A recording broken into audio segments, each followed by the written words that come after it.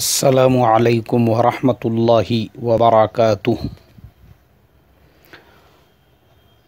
मोहतरम भाइयों, बुजुर्गों और दोस्तों, ये हमारा इस्लाह मुआशरा का 737वां सबक है। मोहतरम बुजुर्गों,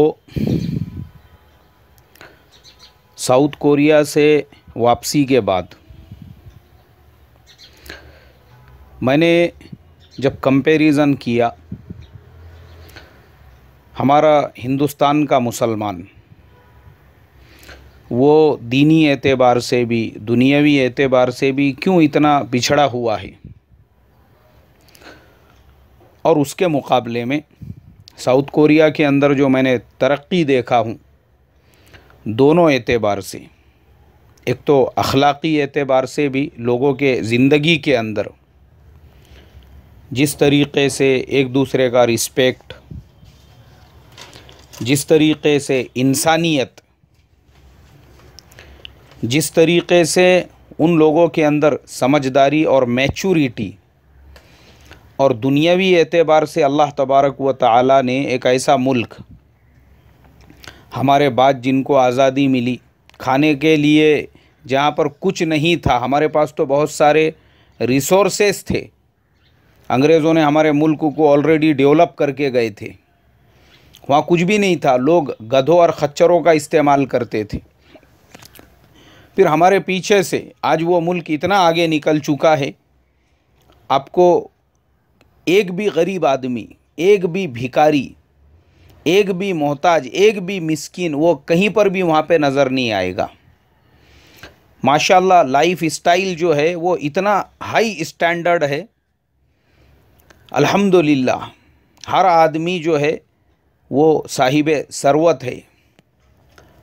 अल्लाह तबारक व तआला ने दोनों एतबार से उनको तरक्कियों से नवाजा। हमारे यहाँ का तनज़्ज़ुल, हमारे यहाँ का जो पिछड़ापन है, मैं इसी नतीजे पे पहुँचा हूँ। हमारा अपना और हमारे नौजवानों का अपनी सलाहियतों को बेकार चीज़ों में लगाना, और उसका सबसे बड़ा एग्ज़ाम्पल है हमारे मुल्क की पॉलिटिक्स और हमारे मुल्क की सियासत। बहुत सारे मुसलमान जब मैं देखता हूँ, वो अपने ज़िंदगी की कीमती सलाहियतों को, सरमाए को, पैसे को, दौलत को पॉलिटिकल पार्टियों के पीछे लगाते हैं। हर एक को एक नशा सवार है, हर एक को लीडर बनने का है, और वो लीडर बनने के चक्कर के अंदर अपनी दौलत, अपना पैसा, अपनी सलाहियतें उसके पीछे बर्बाद हो रही है। और फिर उसमें बाज़ औक़ात ऐसा होता है कि जो बड़े लीडर होते हैं ऊपर के लेवल के, उनकी चमचागिरी, उनकी चापलूसी, उनके आगे पीछे उनकी खुशामद करना, ज़िंदगी बर्बाद हो रही है। इसीलिए मैं देखता हूँ मुसलमानों की एक बहुत बड़ी तादाद वो पॉलिटिक्स के अंदर अपना करियर बनाने के चक्कर में, लीडर का बर्थडे है तो वो लीडर के माँ बाप को इतनी फ़िक्र नहीं होंगी, उसके सगी औलाद को इतनी फ़िक्र नहीं होंगी, उसके ख़ानदान वालों को इतनी फ़िक्र नहीं होंगी, उससे ज़्यादा हमारा मियाँ भाई उसका बर्थडे मना रहा है। हमारा मियाँ भाई लोगों से चंदे जमा करके, हालांकि वो लीडर इसको जानता भी नहीं, इसको पहचानता भी नहीं, इसका उसका कोई ताल्लुक़ नहीं है, वो इससे हज़ारों किलोमीटर दूर है, लेकिन ये यहीं खुदिया मार रहा अपने गली में, अपने महल्ले में। और मैं समझता हूँ लीडरों का बर्थडे मनाने के अंदर जितना पैसा बर्बाद हो रहा है, जितनी एनर्जी बर्बाद हो रही है, अगर हमारा ये मियाँ भाई उसी पैसे को, उसी सलाहियतों को अपने माँ बाप के ऊपर ख़र्च करे तो दुआएं लगेंगी उनको।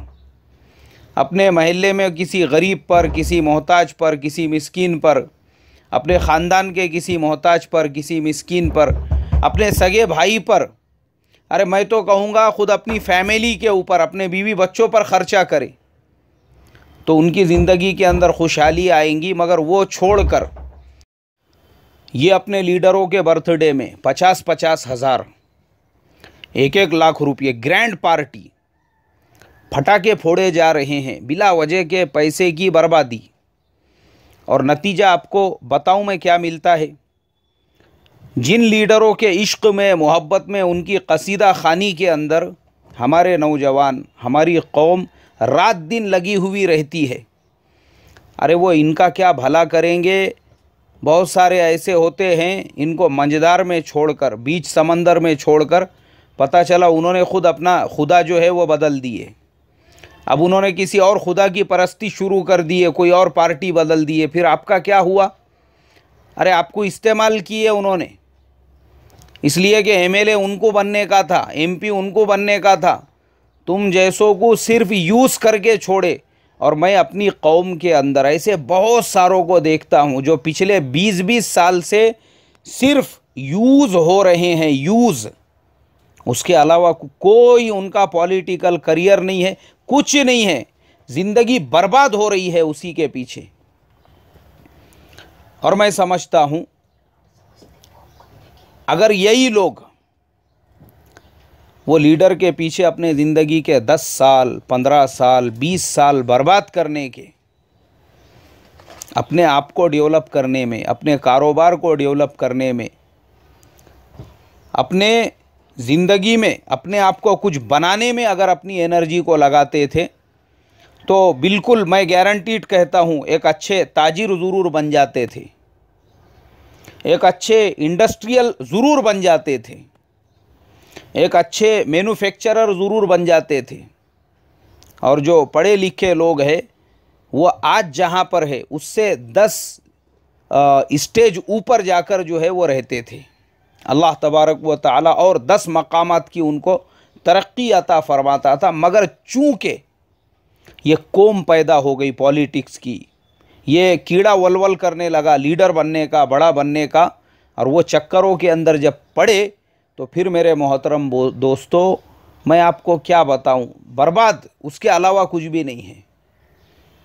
हालांकि साउथ कोरिया में मैंने देखा वहाँ पे भी यही पॉलिटिकल सिस्टम चलता है जो हमारे मुल्क इंडिया का पॉलिटिकल सिस्टम है। डेमोक्रेसी है वहाँ पर, डेमोक्रेसी की वजह से वहाँ पे भी कॉरपोरेशन के इलेक्शन, वहाँ पर भी लोकसभा के इलेक्शन, वहाँ पर भी ये सारी चीज़ें हैं जो हमारे अपने मुल्क के अंदर है। लेकिन मैं आपको क्या बताऊं, 1500 किलोमीटर का मैंने उस मुल्क के अंदर सफ़र किया। उस मुल्क के वेस्ट से लेके ईस्ट तक, उस मुल्क के ऊपर से लेके नीचे तक मुख्तलिफ़ शहरों में मैं गया। पूरे मुल्क का सफ़र करने के बाद पूरे मुल्क में ऐसा मुझे कोई चौराहा नज़र नहीं आया, ऐसा कोई रोड नहीं नज़र आया, ऐसा कोई रास्ता नहीं नज़र आया जहाँ पे मैंने किसी पॉलिटिकल लीडर की तस्वीर देखा हो कि फ़लाने का बर्थडे है और फ़लाने का जन्मदिन है और फ़लाने का ये है, फ़लाने का वो है। जैसे हमारे मुल्क के अंदर ये बर्थडे के जो जगह जगह पे बड़े बड़े बैनर होते हैं, हालांकि वहाँ पे भी डेमोक्रेटिकल सिस्टम है, मगर पब्लिक को कुछ लेना देना नहीं है उससे। जो लोग उस लाइन में लगे हुए हैं वो अपना काम कर रहे हैं, बाकी लोग जो है उन लोगों का पूरा क्या पूरा जो फोकस है वो ख़ुद को बनाने में, ख़ुद को कैसे बिल्डअप करना है। और मैंने मेरी पूरी लाइफ के अंदर अल्लाह के फजलो करम से बहुत सारे मुल्कों का सफ़र किया, मैंने भी अलग अलग इलाक़ों के लोगों से मैं मिला, लेकिन साउथ कोरिया के लोगों को जो मैंने देखा उनके अंदर अपने काम को लेकर जो प्रोफेशनलाइजेशन है, जिस तरीक़े से पूरा कॉन्संट्रेट करके, अगर वहाँ का स्टूडेंट है वो तालीम के ऊपर पूरा ऐसा झोंक देगा अपने आप को, पूरा ऐसा लगा देगा अपने आप को। और मैं वहाँ पे लाइब्रेरी की विज़िट करके आया हूँ, एक लाइब्रेरी जो 100 साल पुरानी थी।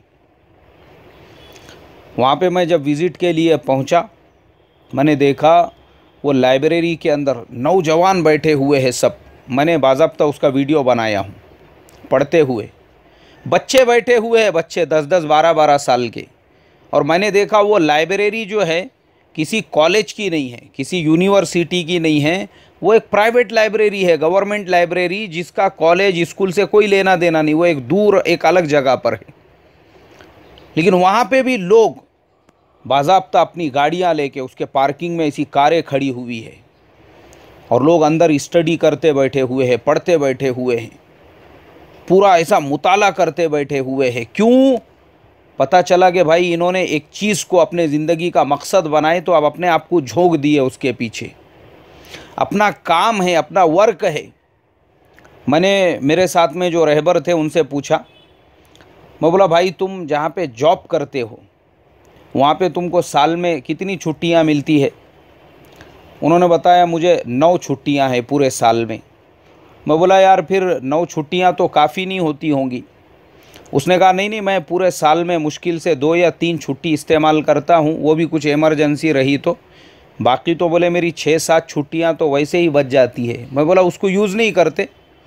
नहीं, जब ज़रूरत नहीं है तो मैं यूज़ क्यों करूँ? बोले जब मुझे ज़रूरत ही नहीं है तो मैं यूज़ करके क्या करूँ? यानी मोहतरम दोस्तों, उसका कॉन्संट्रेट देखो अपने काम के ऊपर, उसका फोकस देखो।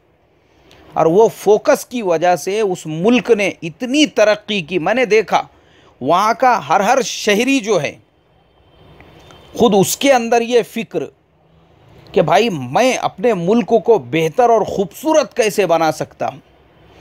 और जब ये फ़िक्र उनके अंदर पैदा हो गई तो हर आदमी का जो काम है उसने अपने आप को उसके अंदर लगा दिया। बेकार के कामों के लिए टाइम ही नहीं है, वहाँ पर वक्त ही नहीं है किसी के पास। आप देखेंगे फुटपाथ के ऊपर, मैंने कुछ तस्वीरें भी भेजा था अपनी होटल के रूम से, मैंने नीचे फुटपाथ की तस्वीर लिया। वो पूरे 1 किलोमीटर के फुटपाथ पर एक आदमी भी नहीं है, हालांकि वो आइन दोपहर का वक्त है। क्यों? क्योंकि लोग मसरूफ़ है अपने अपने काम के अंदर, फजूल टाइम नहीं है उनके पास में। और हमारे यहाँ पे हाल ये है, मुझे साउथ कोरिया के सफ़र से पहले एक जगह पर एक मिली मीटिंग या मशवरा था। यानी मिली यानी जिसके अंदर हमारी कौम के और हमारे समाज के ताल्लुक़ से एक बहुत ही ज़रूरी मशवरा होने वाला था कि भाई मुसलमानों के मसाइल के ताल्लुक़ से क्या किया जाए। तो मैं पहुंचा वहाँ पर। वहाँ पे मुख्तलिफ़ पार्टियों के मुसलमान लीडर पहुँचे और अलग अलग तंजीम और अलग अलग तहरीक, सब लोग वहाँ पे पहुँचे। अब सब वहाँ पे 2-2 मिनट सबको मौका दिया गया बात करने का। एक नौजवान, उन्होंने अपने हाथ में माइक लिया और माशाल्लाह 20-22 साल की उम्र होंगी, कहने लगे आज हमारी कौम के लिए ये करने की ज़रूरत है, वो करने की ज़रूरत है, और ये सब के लिए जो हमारा यंग ब्लड है, यंग जनरेशन है, उनको भरपूर मौका मिलना चाहिए। बोले हमारे जैसे जो स्टूडेंट्स हैं, हम लोगों को जो हमारे सीनियर है वो पॉलिटिक्स के अंदर मौका नहीं दे रहे हैं, उसकी वजह से हम लोग आज बहुत पीछे रह गए। बोले हमको भी मौका दो, हमको भी आगे बढ़ाओ। वो नौजवान की बातें सुनने के बाद, सारा प्रोग्राम होने के बाद, मैं अकेले में उस नौजवान से मिला। मैंने कहा भाई आपने जो बात कही, आप मतलब किस में आगे बढ़ना चाहते हो? बोले हम भी पॉलिटिक्स के अंदर आगे बढ़ना चाहते, हमारे पुरानों ने हमको आगे बढ़ाना चाहिए। मैंने कहा तुम्हारा ये ख्याल ही सरासर गलत है। आप एक स्टूडेंट हो, अरे आपका पूरा फोकस अपने करियर पे होना चाहिए। क्या पढ़ रहे हैं? मैं बोला अभी तुम? बोले मैं अभी कंप्यूटर में, मेरा BCA का फाइनल ईयर है। मैं बोला जब BCA का फाइनल ईयर है आपका, तो आपका पूरा कॉन्संट्रेट इस पर होना चाहिए कि मेरा BCA फाइनल ईयर होने के बाद मैं माइक्रोसॉफ्ट के अंदर कैसे जॉब सर्च करूं, मुझे गूगल वाले किस तरीक़े से मुझे एक्सेप्ट करेंगे या नहीं करेंगे, जो वर्ल्ड की बड़ी बड़ी जो कंपनियां हैं मैं उसके अंदर किस तरीक़े से अप्लाई करूं। आपका फोकस इस पर होना चाहिए, अपने करियर पर। और फिर ये होना चाहिए कि ठीक है BCA होने के बाद मैं MCA कैसे करूं। मैंने कहा आपका फोकस अपने तालीम पर, अपने, ये तुम्हारा काम नहीं है, ये अपना काम है ही नहीं है। ये सब चीज़ों में पढ़ना बोले तो ख़ुद को बर्बाद करना है, उसके अलावा कुछ भी नहीं है। क्या उखाड़ लेंगे? मैं बोला तुमको अगर आगे भी बढ़ा दिए, जैसा दूसरों ने आगे बढ़ के क्या कौम के लिए कर दिए जो तुम करोगे, बताओ मुझे। बहुत सारे ऐसे थे जो कहते थे कि हमको नगर सेवक बनाओ तो हम कौम को एकदम 7वें आसमान तक पहुंचा देंगे। कौम ने उनको नगर सेवक बना दी, लेकिन नगर सेवक बनने के बाद वो एमएलए के चक्कर में पड़ गए। बोले यार अब मैं एमएलए कैसा बनूं, कौम को जाने दो जिधर जाने का, क्योंकि कौम को जो काम के लिए यूज़ करने का था वो तो कौम का इस्तेमाल हो चुका है। अब मैंने कहा वो एमएलए भी बन गए, एमपी भी बन गए, बहुत सारे मिनिस्टर भी बन गए, उनको अब किसी से कुछ लेना देना नहीं है, तो तुम आगे बढ़ के क्या कर सकते थे कौम के लिए? ये सब रिकामे धंधे। मैं बोला छोड़ो, फोकस अपने तालीम पे दो। तो मेरे मोहतरम दोस्तों, वक्त हो चुका है। आखिर में यही कहूँगा, बर्बाद मत करो अपने आप को, ये ज़ाये करना है अपने आप को, अपनी सलाहियतें, अपनी अल्लाह तबारक व ताला ने दिए हुए वक्त को सोशल मीडिया पे लगकर लीडरों की तारीफ़, उनकी बड़ाई, उनके शान में कसीदा खानी। अल्लाह मुझे आपको समझ अता फ़रमाए। अस्सलामु अलैकुम व रहमतुल्लाहि व बरकातुहू।